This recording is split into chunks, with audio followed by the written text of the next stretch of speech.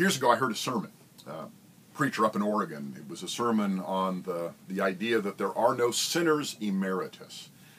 I thought that was a funny phrase, and I've always remembered it. There's nobody who graduates from sin. There's nobody who gets past it. There are no sinners emeritus. Thought of this recently when I read an interview with the new Pope, Pope Francis. The first question the interviewer asked was, who is Jorge Mario Bergoglio? That's his Argentinian name. And the Pope gave an astonishing answer. He thought about it for a moment. He said, well, he's a sinner. He's a sinner. That's the most accurate definition of myself that I can give. It's not a figure of speech, he said. It's not a literary device. I am a sinner upon whom the Lord has turned his gaze. And if that weren't astonishing enough, then the Pope said this: the church with which we should be thinking is a home for everybody, and not just a small chapel holding a small group of selected people who think of themselves as righteous. We do that.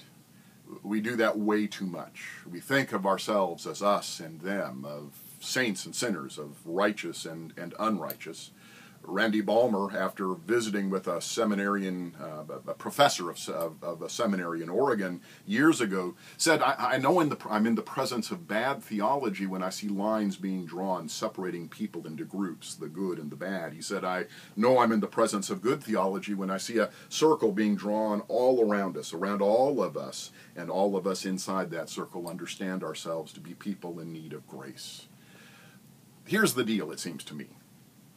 The only way we get into this thing called the church is by making a confession that Jesus Christ is our Savior. When you become a Christian, what you're doing is you're standing up before a group of people and saying, I'm a mess.